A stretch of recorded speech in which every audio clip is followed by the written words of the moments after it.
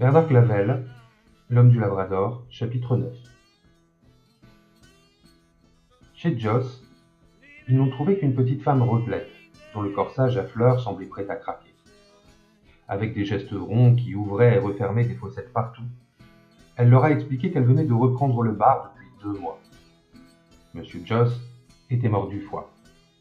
Sa femme vivait chez ses enfants à Beaujeu, mais elle ne connaissait pas l'adresse exacte. Le notaire devait l'avoir. C'était dur de garder la clientèle.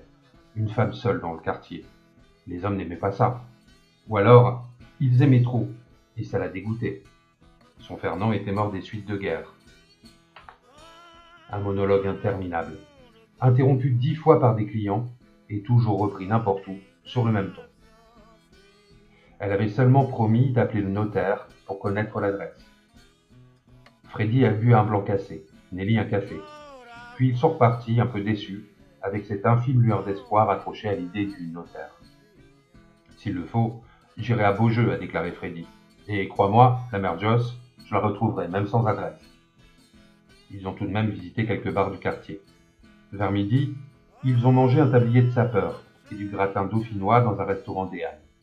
Ils y étaient venus à pied, en longeant le bas-port du Rhône. C'était ce que Freddy préférait de Lyon, ses quais au ras de l'eau, à cause de la puissance du fleuve. Ça me rappelle certains torrents du Labrador dans leurs parties les plus calmes. Tu verras, t'as qu'à imaginer ça, 3 fois plus fougueux, avec des glaçons énormes charriés par le courant. L'après-midi, ils sont allés à la gare de Perrache, où Freddy a noté l'heure des trains pour Nantes. Ensuite, ils ont remonté la rue Victor Hugo en léchant les vitrines. L'homme du Labrador a voulu que Nelly entre dans un magasin pour essayer des pantalons de velours et une veste matelassée avec un capuchon de fourrure. Elle en a passé plusieurs. Les vendeuses trouvaient toujours que tout allait bien, mais Freddy n'était jamais satisfait de la qualité. C'est pour le Grand Nord, vous comprenez. Des moins 60 et plus. Je sais ce qu'il faut exactement. Un duvet d'oie sauvage avec un capuchon doux. Si on ne trouve pas ça ici, on l'achètera à Terre-Neuve. Vers le soir, alors qu'ils longeaient la rive gauche de la Saône, le soleil est enfin parvenu à déchirer le ciel, tendu entre 2 collines, au ras des toits et des tours de la basilique.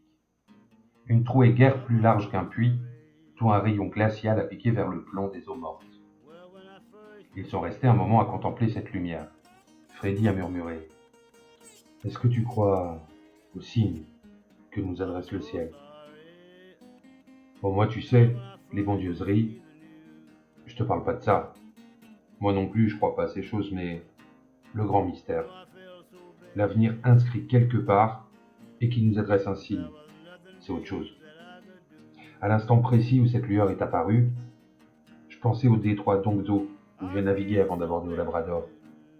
Je revoyais justement un soir où il y a eu sur l'embouchure du Saint-Laurent exactement le même coup de lumière. Le même. Crois-moi, Nelly, c'est un signe. Mon instinct me trompe jamais. Ils ont traversé par la passerelle du palais de justice dont les planches vibrent sous la roue des voitures. Rue Saint-Jean, ils ont acheté du pâté en croûte, du pain, du fromage, 1 kilo de pommes et 1 litre de vin. Ce soir, on se couchera de bonne heure, a décidé Freddy. Demain, à l'ouverture, je serai chez la rondouillarde. Et dès que j'ai l'adresse, je fonce à Beaujeu. Cette fois, Nelly, je sens qu'on est sur la bonne piste.